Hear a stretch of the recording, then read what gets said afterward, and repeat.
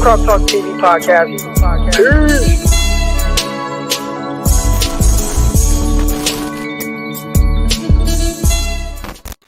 Welcome to another episode of Crock Talk TV. I am your host, former NFL and AFL defensive back, Eric Crocker, and of course, it's Wideout Wednesday, so I'm joined with my dog, Jasper Rose. How you doing, man?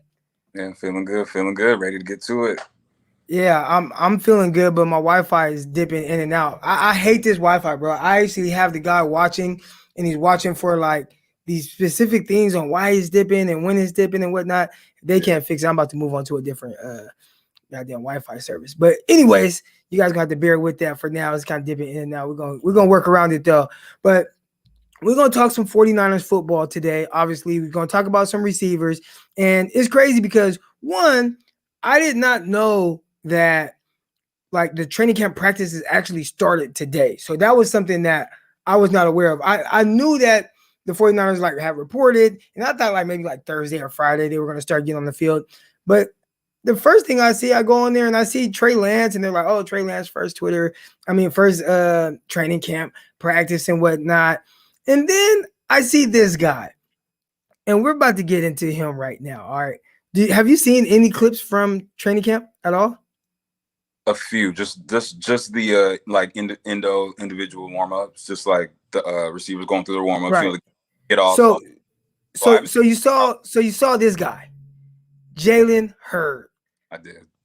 Cleared to play. And we were talking about that, like how we were kind of, we were going to remain optimistic and stuff. And a lot of it had to do with really just the ability that we felt like he had. And for the people that didn't tune into that, let's talk a little bit about some of the things that Jalen Hurd kind of brings to the 49ers receiver room. Do you think he adds a different element that other guys don't have? Absolutely. And what's crazy about Jalen Hurd is what I think allowed, and we touched on it a little bit last week, was that what allowed the Niners to kind of have patience and have that time to wait for him to come off, for the both years that he missed. I think what also gave them confidence that they were like, if he could just stay healthy, we might have something, was game versus Dallas, the Cowboys game. So seeing him, that was literally the only time we've ever seen him healthy. And just the way he finished both of those touchdowns that he did it effortlessly. And for, again, like somebody coming from the running back position and making the transition to wide receiver, you wouldn't know. If somebody had just turned on football for the very first time and you pointed out what Jalen Hurd is, they'd be like, oh, that's what NFL receivers are supposed to look like, not knowing his background. And so I think the Niners also saw that and were just like, man, we can't give up on a talent like this. It was a perfect storm of where they took him and the value of that pick, as well as he also put on just that one game. He put on that film and let them know, like, especially the one where the fade is anybody with size and perfect ball, they can catch a fade, a goal line fade. Like, it's a 50-50 ball. He did what he did what he was supposed to do. It was more impressive to see him finish I think it was the first touchdown he had. Yeah. He got to the goal line and he punished whoever that was. And obviously, the only person we really have like that is definitely, it would be Deebo. You would say Deebo, because Deebo, when he catches the ball, as soon as he catches the ball, like, that's just the beginning of the play. He's looking to punish somebody and really, get busy and play after the catch. It was something I learned as a receiver. I didn't learn that until a little bit later, but playing after the catch is so important. I think he brings so much of that. And I think, again, that's what the Niners saw a lot of in preseason, heading into that camp in his rookie year. And obviously the past 2 years, we've known what's happened since then. He hasn't been able to get on the field. But yeah, I definitely think that's what he brings. He brings that physicality and that toughness and that nastiness and that dog and that I don't care about you. Like, just what we're, as far as blocking, and like, he brings a very nasty attitude that he's not trying to be your friend. And it's definitely noticeable in the way he, plays after the catch. Yeah, and I think with all the physicality, especially that comes from his running back background, the fluidness as a route runner, as a receiver, just how to, sink his hips. And it was just one clip, and I just kind of kept watching it over and over and over. And I'm just looking at him like, man, this is extremely impressive from the standpoint of a receiver that we haven't seen in a while. We didn't know what he was going to look like. And still, he right away was exactly what I remember him looking like: fluid, explosive. And it was just one clip. Again, it's just one clip. But I'm looking at him. I'm looking at Travis Benjamin, who's working on his releases right next to him, and the Mhm. ground that Jalen Hurd covered, and how fluid, how quick it looked. So it just made me even more excited to see him back out there. And I think for a position that was really kind of up in the air, right? And when I say position, I mean like who's going to be the guy after Deebo Samuel and Brandon Ayuk.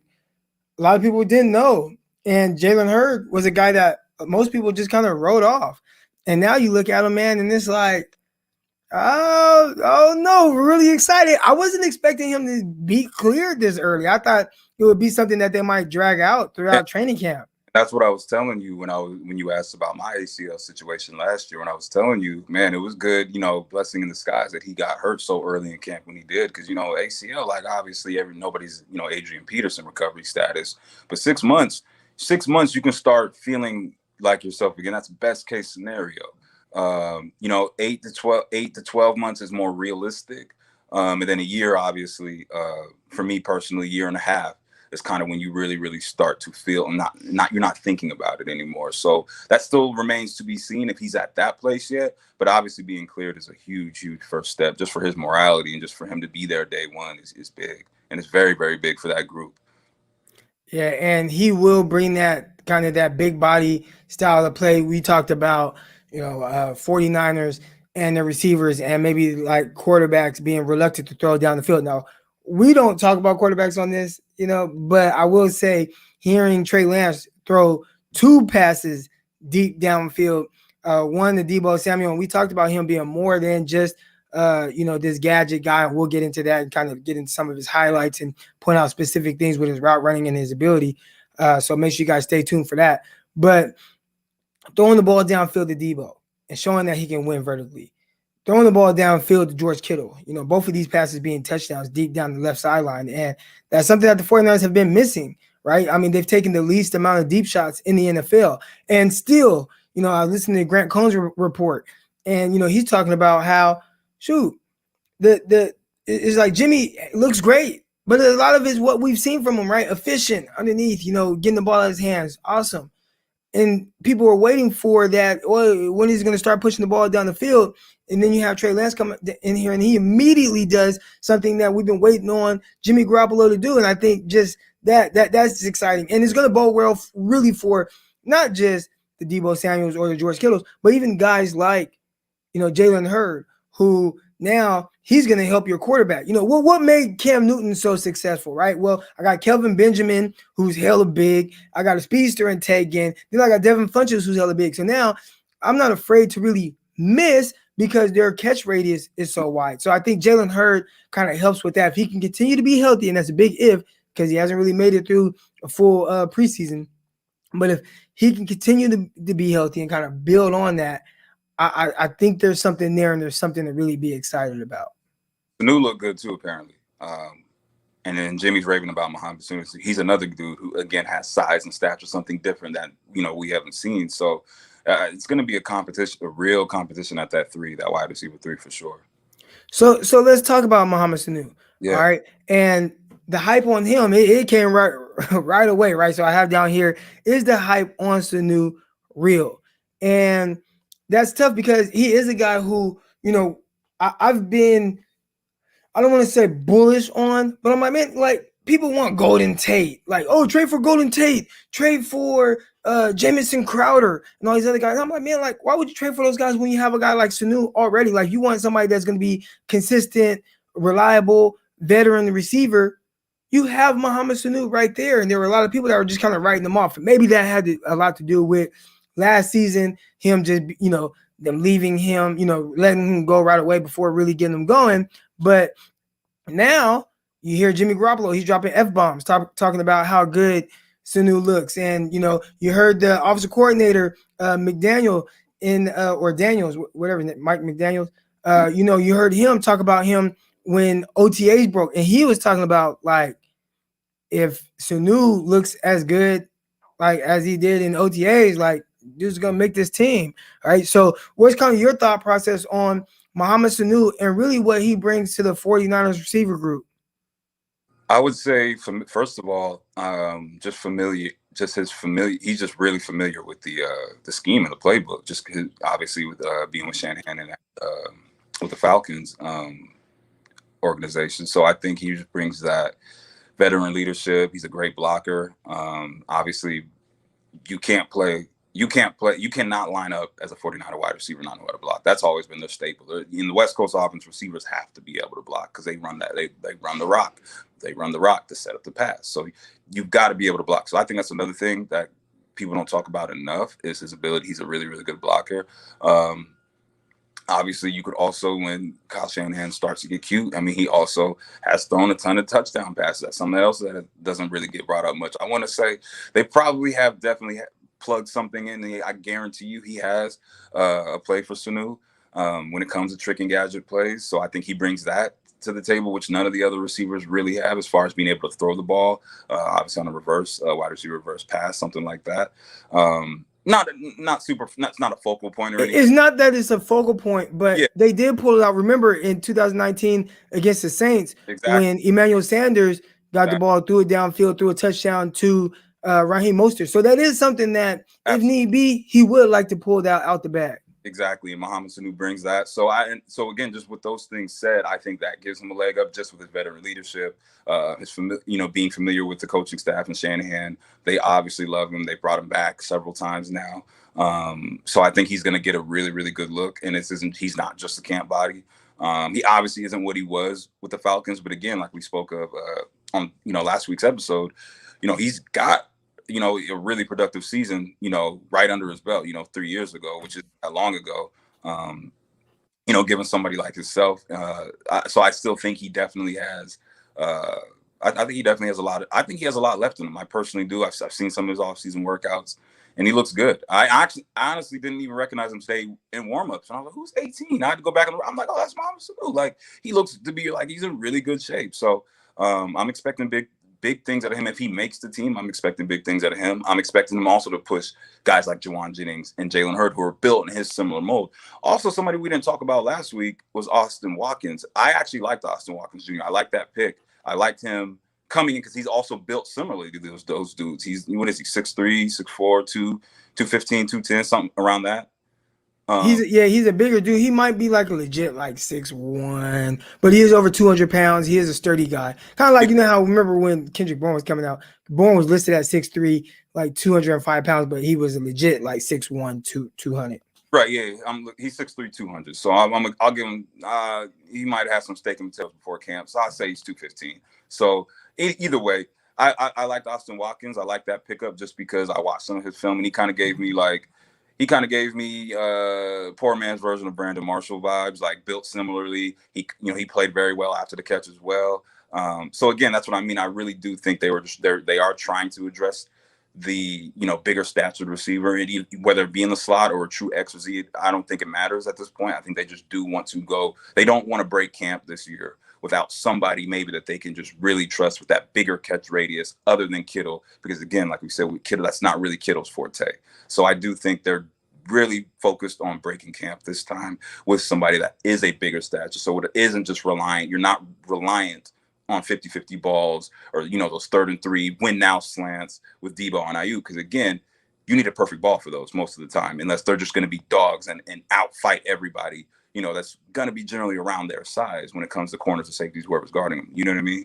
So, but yeah, I do. I like Sanu and I like his chances. Not any better than anybody because again, we don't have anything to go off of right now. Right, they're not even in pads yet or anything like that. So. Right, other than guys just running around in shorts and shirts and helmets, but they're not even in shells right now.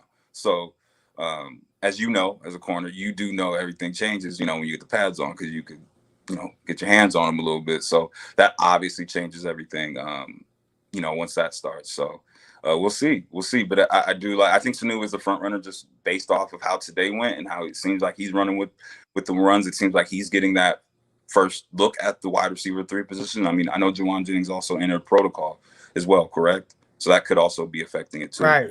So we did have somebody here say, and this is Jinkster, Jennings can go to the practice squad. No team's going to pick him up. Now, here's my thing. One, you kind of just never know, right? Because it only takes a few plays in a preseason game to really get on the radar of certain teams. And there were teams that really liked him late in that draft. Now, obviously, they didn't like him a whole lot. I mean, he was a 7th round pick. But there were teams that were probably preparing to offer him undrafted, contract. And if he goes and he makes a few plays in preseason game, then it will be a little bit harder to bring him back. Not to say that a team will 100% pick him up, but I think that is something where you just kind of never know. I will say he is behind the 8 ball a little bit, starting off on, I think he's on the COVID list right now.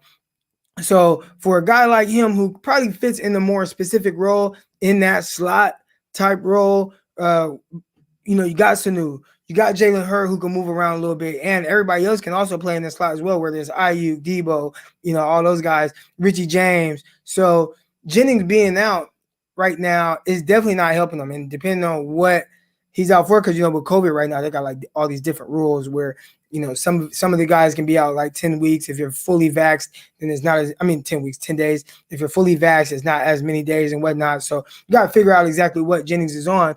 But regardless of the fact, he's missing valuable time right now where he should be getting these kind of reps to kind of get him going and maybe stake his claim, because training camp is all gone. All the veterans, they're ready to go now.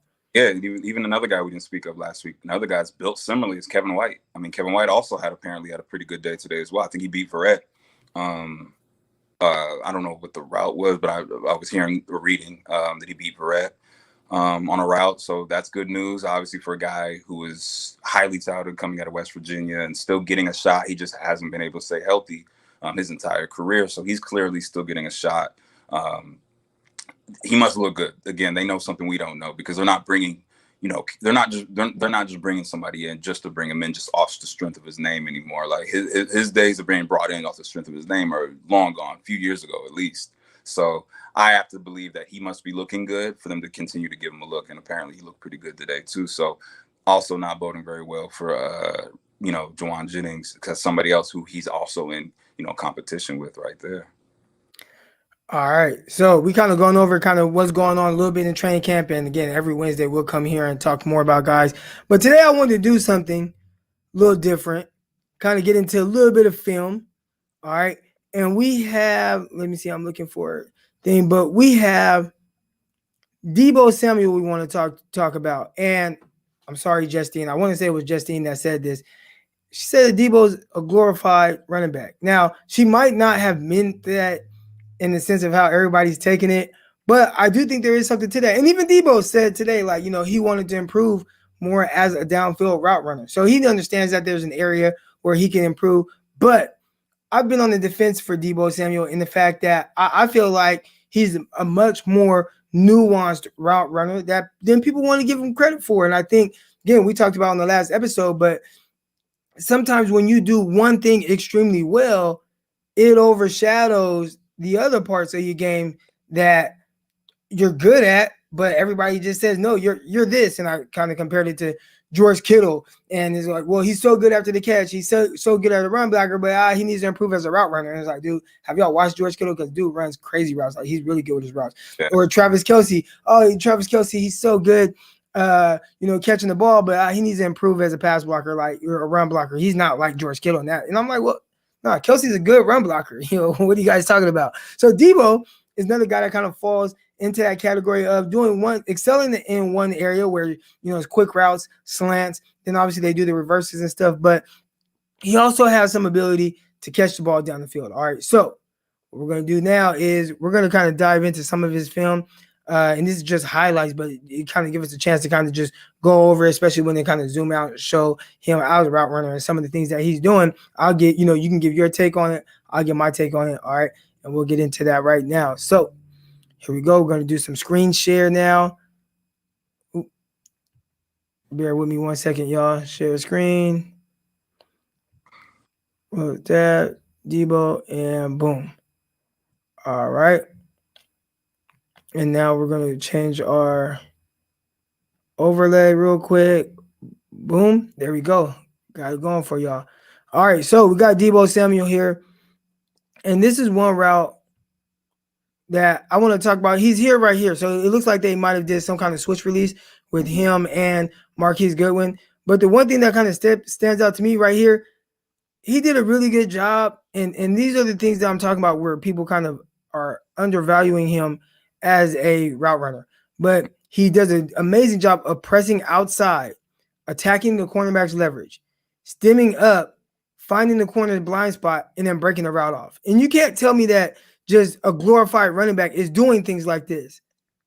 Absolutely not. That's graduate level type stuff right there. Especially the stem him outside and get him to completely turn his outs. Yeah, like he got him to literally think, oh, he's got to be on this go. And that's the other thing a lot of people don't realize at playing the receiver position. One of the first things that you learn on day one. Like School of Coach Dub, again, shout out Keith Williams, shout out Coach Dub, man. The first thing you really learn is when you're learning how to play the position and like take this craft very, very serious, is you got to make everything look like the same thing, every single thing. So we're taught literally to come off the ball. It's a go route. And you want the corner to think it's a go route every single time you come off the ball, whether you're run pro, where you are running a go, whether you're running a hitch, a slant, whatever the case may be, those first few steps, you're coming off the line. Yeah. So the first thing he did was that's exactly what he did. He literally explodes off the line. It's got him thinking, oh, he's got to go. I got to get on my horse. So immediately he's already breaking and you could already see he's already flipped him at that point. And then he slides back underneath and cuts him off and then, gets into his route. And like you said, he snapped it off great. The timing looked good.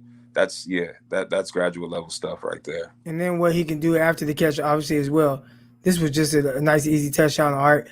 But you see, like, and this is something that was lost a little bit last year of him working all levels of the field. Yeah. And we didn't see that. So, he reminds me a lot of A.J. Brown. I think they're very similar in which how they play and how you can utilize either one of those guys. But because Deebo has been kind of they kind of reverted him to being just more of a gadget guy last year. You miss him doing things like this where he's working deep to intermediate passes, routes downfield. And again, people are just trying to say, well, he's just this one thing. And obviously he can give you that, right? You see it run like that.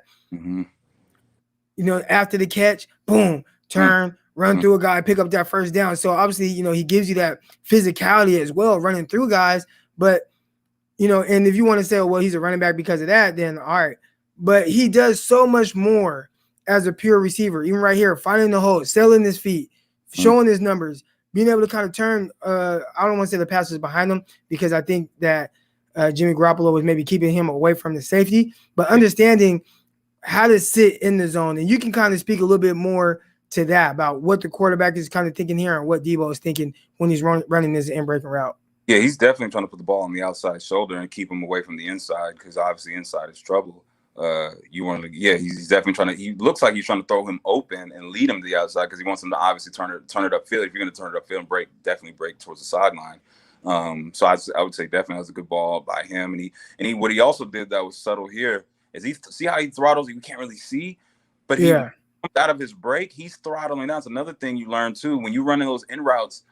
Especially when it's in zone, you see they're clearly in a zone and you see a lot of guys underneath, you got to throttle down. You can't just come flying in there. That's how you get your head knocked off, and B, that's how you get your a late ball. If he's coming in there hauling ass, Jimmy's gonna be late. The ball's gonna be behind him. That's tipped, and it's probably going the other way. So he throttles down, controls himself once he's coming out of that break. So Jimmy could really put it either way. He could put it in front of him or he could put it on his outside shoulder, depending on where those defenders are on the inside. Right. So, just those are little nuanced things where you see he has a really good fill out receiver. Now, obviously he can do this. And when people talk about, the glorified running back, they're talking about this where the 49ers just get the ball in his hands in space. You saw it there. You see it here on the end around. And we know he can do that. But really, we want to focus more on him as a route runner. Right. And again, right here, I think one underrated aspect of him is his speed. You see this right here, like guys have angles. And he outruns those angles. Through there. This is one of my favorite plays that season. I love that play. I think they came back to it later in the season. I can't remember what happened, but they definitely came back to this play a few different times. But man, he's not just a glorified running back by any means. And I really, really hope and pray that they start using him a lot more. Again, I think it's going to do him a lot more justice being able to play with Ayuk this year too. And I think that's why they'll start using him a lot more. And he was hurt a lot, so it's a lot easier to get him the ball behind the line of scrimmage when he's not. It's a lot easier to just pitch it to him or to tell him to run a dig route or a comeback. He's obviously not feeling well, and he was definitely not feeling well in a lot of the games that he ended up playing in, and just try to tough it through. You know what I mean? Right. Now routes like this, and I talked about, and obviously we've seen him run, in breaking routes a good amount on this highlight so far.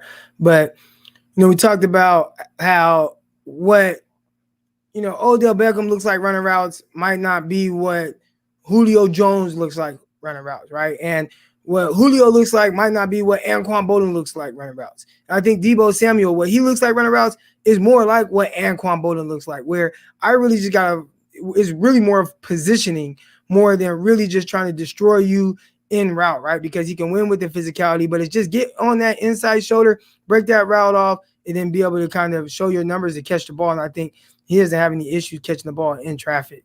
None. Yeah, none whatsoever. Yeah, he's fearless. That's the other thing that reminds me of Anquan. He's fearless when he goes over the middle. He's not thinking about the hit. He's not thinking. He's thinking about look at that. Like he's thinking about cool. And let me get this first down and let me drag these few defenders too while we're at it. Like he's not worried about anything. He comes back to the ball too perfectly on. That's another thing. Like any young wide receivers or aspiring receivers that are watching this, like the way he comes back to that ball off the top of that off the top of that curl route.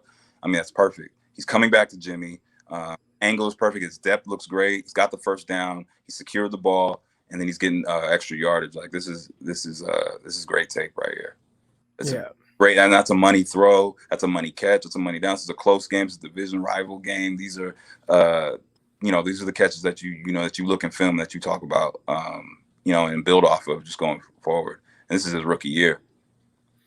All right, now you see him here. Obviously, he does a really good job of winning at the line of scrimmage with quickness. One thing you don't see a whole lot of is defensive backs getting hands on him at the line of scrimmage. So that lets you know they're respecting his quickness and ability at the line of scrimmage. And again, once he gets good position on here, I think he's pretty good, pretty fast once he puts his foot in the ground. So once he crosses your face and now you're on his back, boom, he's good.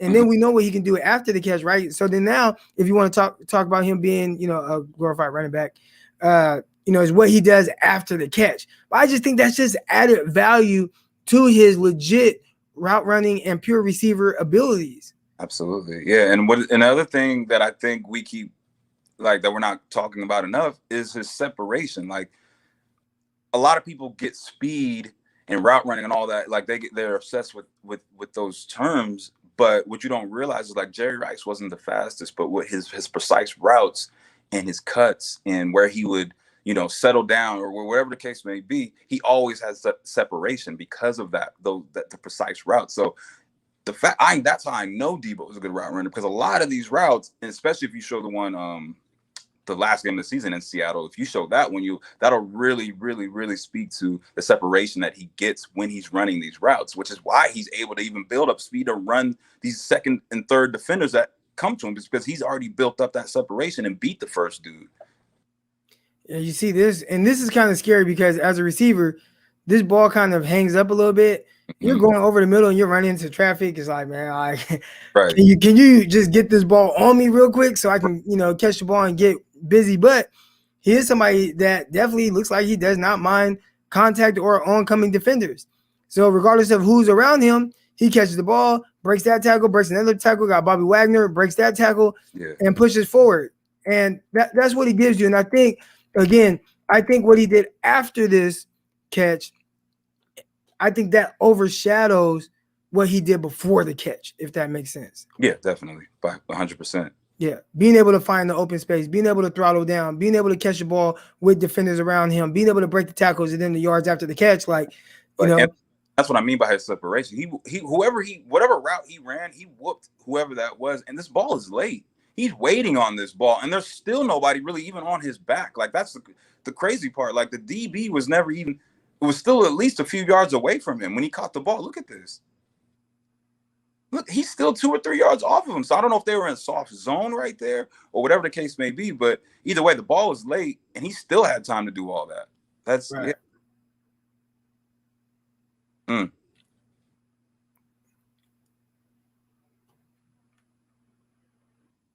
Again, now we're talking about using your speed, the threat of, using your vertical threat, the threat of your speed going vertically, pushing upfield, and then breaking that route off, sitting that route down, right?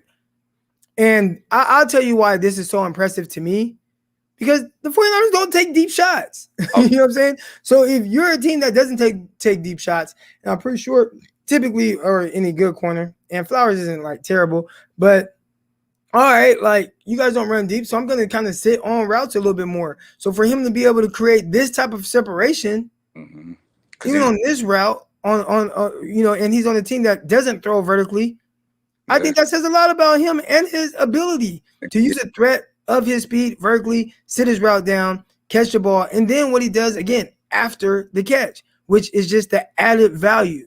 yeah, absolutely. He's hauling ass off the ball. That is the number one key to he doesn't because he don't know. That's what Coach Webby's always say. He don't know what he does. He doesn't know. He doesn't know. And the last thing, and you could speak to this. You don't want to get beat up top. You'll give him everything underneath like all day, but you don't ever want to get beat up top. And just the fact, to your point, they don't throw a lot of deep shots like ever. So the fact that he's thinking that still is just a testament to how he's coming off the ball and making everything look like a go route. And that just makes it extremely tough on a corner because you don't know at the end of the day what his plans are. And you don't want to be guessing and then get beat up top for an 80-yard tug. Right. Then you see him right here matched up. I mean, this is man to man on Patrick Peterson. And just being able, and I think these are the kind of plays because you look at Deebo and he's not like he's not like, goddamn Tariq Hill, right? Like he's not like a Tariq Hill to where it's just like, oh, speed, speed, speed. But if you just kind of look at how he wins and you look at the defenders, that starts to tell you a little bit more about how the defender feels about him and what exactly he's doing, that how he's making the corner feel, right? So you see Patrick Peterson.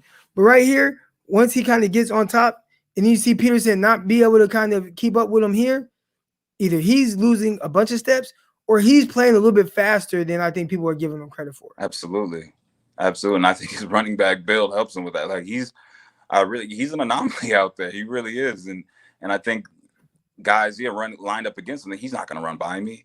And then he's by you and then stiff arming you and you're looking crazy on film. Right. And you see the stiff arm there and what he can do after the catch, breaking tackles and stuff. I mean, he gives you this on like a consistent basis. Yeah. And then this. So although he's not the biggest of guys or with the longest of arms, and we talked about, quarterbacks feeling more comfortable, with their catch radius and whatnot, he still is a bully when the ball is in the air. And that's part of my issue because the 49ers did not attempt a ton of deep ball throws to Deebo Samuel. And I think people make it feel like that's well, he can't do that. And it's that's not the issue with Deebo Samuel. Like the 49ers don't do those things enough, right? We're seeing him run vertical routes, catching these deep overs and deep digs and whatnot. Then obviously we see the yards after the catch. But when they are giving him more opportunities to catch the ball down the field, he does stuff like this. And this is just the want to, right? Like I'm going to come down to the ball with the ball. Now we saw this his rookie year in the preseason where against the Dallas Cowboys, they threw the goal route down the left sideline, ball was underthrown. He still went up and caught the ball in traffic.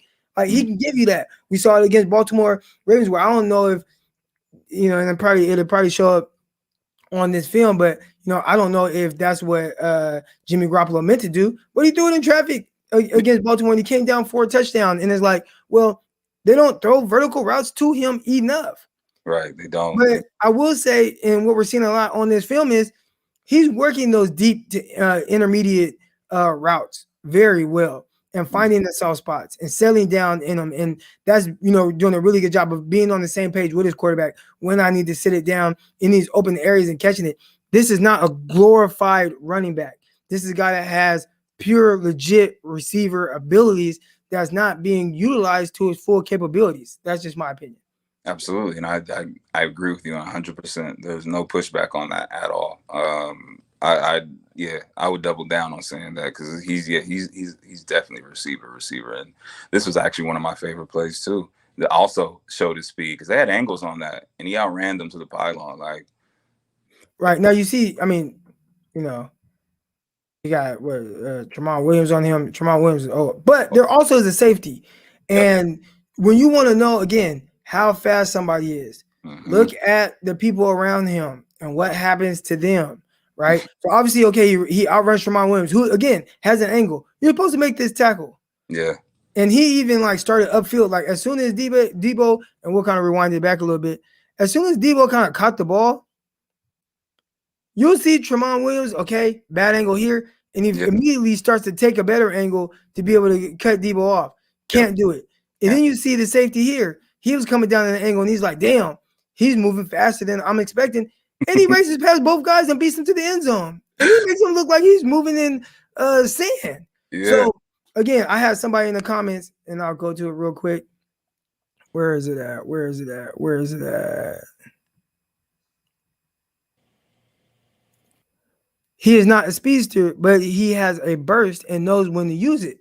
I would say he's not a speedster in the sense of if you're comparing him to Henry Ruggs or Tariq Hill. But I think when you just look at the landscape of receivers around the league, he has legit speed. Like again, I don't know if again speedster depending on what if you're trying to compare him to Tariq Hill and those guys, like no, he's not that. But if you look at other receivers, even guys like Stephon Diggs, he had he ran 4.4s. So he has that speed, he has that ability. Again, I don't know if they're going to call him a speedster, but he's not lacking any type of speed abilities, especially when he needs to turn it on, as he alluded to. Right. What I do just now? He's a good highlight. Just bringing back great memories right now. Okay, there we go. Man. All right, hold on. All right, back to it. Here we go. You guys can see it still, right? Yeah. All right. Look, and that's not. And when I say like what one guy's routes look like, and I think you know what I do want to kind of give him love on this. Yeah. He does a good job of when he needs to give you something at the line of scrimmage, he does. When he needs to just go right now, he does. He does a really good job of being able to play off the defensive back. So we'll see some other slants where that might be like a one-step slant, or we'll see when he has to work a guy and get him to open up, and he does that as well. So he has multiple releases that he's capable of using at any time. Right here, he just pushes up, breaks his route off, boom. That's just kind of more of like a bang eight, but yeah. I mean, that's more of just like a traditional. I mean, that was like a traditional three-step slant. That was boom, boom, boom, bam, right in there. I mean, the angle isn't as hard as a three-step slant, so I guess you can go a bang five. Yeah, I guess because he did kind of it was kind of squared at the top, so it was definitely more five. But he 1 foot planted it, so I mean, he didn't chop it, he didn't break anything down. He was just, we in there and we're out of here. Yeah, and if we want to, kind of give Jimmy Garoppolo love, I think putting the ball in position for a guy to be able to catch a run and not lose any speed, I think that's one thing that Jimmy Garoppolo definitely excels at as well. All right, so this was one of the few vertical throws that he saw, down the sideline on the go route. And again, just turns into a bully with the ball in the air. So it's like if you have guys like that are willing to just go get it, you have to take more shots. If anything else, so that teams respect the fact that you could possibly do it. I think a lot of times, especially in the Super Bowl, that happened, where it's like, dude, we're not respecting you guys throwing the ball deep. We're going to crowd the line of scrimmage. They're playing safeties in the box, and it makes it more difficult for your entire offense. Absolutely, and I think even Marcus looks like that's Marcus Peterson, and he looked like he was caught off guard. Like, I'm not really going to throw this. And then even when he threw it, he looked like he was still surprised and out of position. And Deebo's like, "Nah, I'm playing through this. That's my ball, punk." Like, right. Like he really just, and Mark like looking around for maybe he was thinking maybe offensive PI, but nah, he just kept playing through the whistle. Yeah, and obviously we know he can do this type of stuff, and this is why I think.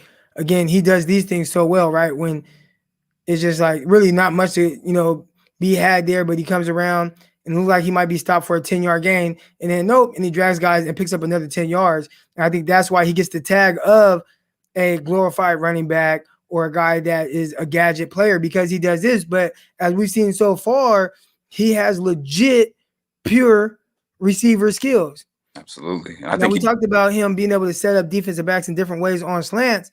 And you watch him here, and he gives you that little 1-2 at the top of this. Again, doesn't lose his speed, finishes strong. Yeah, he gave him. We call that dig with the hot sauce and one-on-ones. With the hot sauce on it. So that's just, you know what I mean? When you get to the top, giving a little 1-2 at the top. Yeah, it was real subtle, but it was good. Exactly. Again, breaking off routes. I mean, and so it's like so far what we're seeing here is there's no area that he can't work and excel at. So like that, I think that's why I have issues with. And we saw. I mean, his depth of target last year was trash. I mean, it was like 2 yards average depth of target. So it's not like people are making it up. Yeah. But I just want to point this out that it's not that he can't do it. Yeah. And that's the part that people got to understand. I think he does a tremendous job of excelling at all levels when given the opportunity. Croc, I think those numbers are also skewed though because of the pitches he gets behind the line of scrimmage. That's probably dropping that average down a lot. Well, no. It 100% is. But they Yeah, did it so much. Last year, he had more yards after catch than he actually had yards. So, like, that's a crazy stat or number in itself. yeah, absolutely. They do a good job of getting the ball in space. And it's like, again, and I talked about it, like, you'd be a fool not to utilize him With doing that. these type of things, right? And, like, and I think, and another thing, and I think that speaks to the depth and the kind of, I think the direction they're trying to go with that, wide receiver room. I mean, that could be anybody right there. That could be Hurd coming out like that. Like that could be Kittle. Like that play literally works with anybody. That obviously plays aggressive after the catch because you don't want somebody tiptoeing through that shit when you caught somebody leaking out into the flat like that. You want somebody that's ready for contact. As soon as you turn that shit upfield, there's gonna be motherfuckers in your face. So right. yeah. So I just think they're going to. I think there's going to be more emphasis on dudes that are going to be trying to play nasty like that after the catch. Just Deebo shouldn't be the only one. We got to keep him fresh. So I like that. I love that play a lot. And to your point, you'd be a fool not to run this play a lot with somebody that is going to get upfield and immediately look to get busy. Right. And we see it again here. And we get a little in around and him getting to the end zone. But it's like, yeah, like, you'd be a fool not to utilize it because he has that ability. Right. Now, they do got to figure out ways to keep him, fresher and healthier. And on that, Croc, you really can. Speaking of that, like I do have a guy coming on next week, a new athlete, and he specializes in like the recovery and stuff like that. And he thinks that a lot of the issues and injuries that 49er players are having is one, kind of how they're training with just kind of maybe loading a little bit too much. He talks about a lot of the ways that Deebo Samuel is kind of stepping one way or another. He said George Kittle had these issues, but he just changed the way that he's training and went to a certain style of training that is going to alleviate a little bit of those stress that he's putting on his ankles and whatnot. So I'll have him on next week to really kind of break down and go in depth about the injuries that the 49ers are having and why they're having them. So that's next week. You guys make sure you guys tune in for that. That's going to be something really cool. All right. But back to Deebo Samuel. We won't go through the whole thing, but maybe we'll finish with this game here. All right. But again, the gadget stuff is extra. But but he gives you this. And I mean, it's just the run after catch. Again, finding the soft spot. That's like an RPO right there. Catch the ball.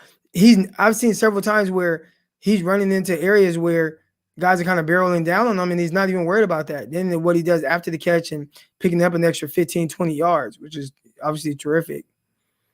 A lot of that's mindset too, bro. A lot of that is mindset. When you're not afraid of contact, and in fact, when you welcome it, you'd be surprised how you're not worried about it. When the ball's really is. Yeah, they find different ways to just get the ball in his hands.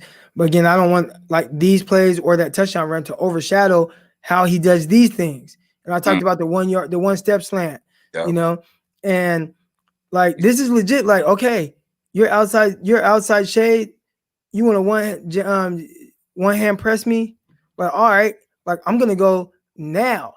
Right? Like, and that's a good job of him switching up his release. And we'll see later on a little bit if I get to the one in the Super Bowl where he gave the defender some sauce, right? Gave him that push up field go now. And then you see plays like this right now, which it might be an RPO. This is an RPO. Offense, this is looky. This is a looky right here. When you see the looky, this is a looky. Like, this is you right now. Literally, like, you come up, this is definitely looky for sure. All right.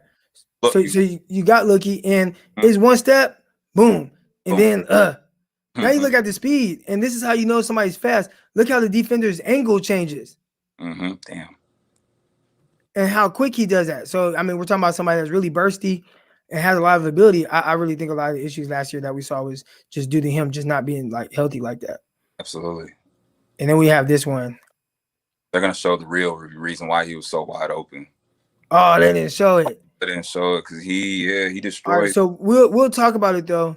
He presses up inside. I know he pressed him up Yeah. really well. He stemmed him up inside and then just gave. Right here. Get him moving. Like now, right now, he has the defender leaning. He has Right. some. So it's He has like, dig anything inside. He thinks it's coming in. He has no doubt in his mind it's going inside. That he's breaking inside.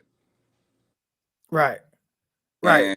And that's exactly what he wants to do. He's got his whole mind thinking and his whole body shifted that way. And obviously he comes back, he's really running an out route.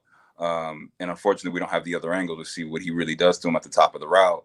But it's disgusting. Obviously he has like 10 yards of separation, obviously, when he catches the ball, bro. But he's sitting over there on the numbers. Like, yeah. Right. So, and then let me see if I can fast forward to the.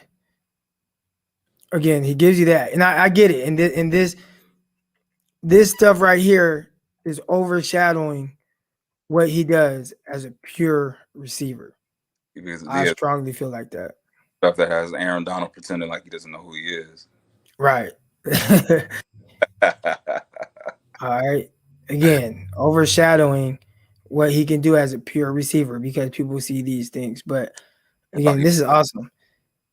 Just the fact that he has this ability. That one on the first drive of the Super Bowl, I thought he was from the house that one, Crock. Oh, yeah. You talking about when Tyrann Mathieu barely pulled him down? Yeah. Watching that live, I thought he was gone. So here's the one right here. And this is, it's like, come on, watch him. He knows he has to win inside, right? He knows he has to win inside. And I'll end on this one, y'all. He knows he has to win inside, but the corner has inside leverage, right? So it's like, okay, I'm not going to use my one step. I'm going to figure out how to press, get him going, get his feet going, maybe rock him onto his heels, press outside to get this defender to open up and then come back underneath him. This was nasty. As a receiver to do this route. This route was one, at least for me personally, this was one of the hardest things to do. Especially being a little bigger, like smaller, shiftier guys can do it a lot easier because you don't have as much moving. You don't have as many moving parts to get back underneath and plant that foot. But he did it effortlessly and perfectly. I've seen Kittle do it as well. Kittle did it once on Buda Baker, I think, in that Arizona game. That Halloween game, same thing, same concept. You really stem him hard outside, keep going outside, boom, stick that foot in the ground, get right back underneath him, just like he did perfectly. That's a graduate level shit right there. Right.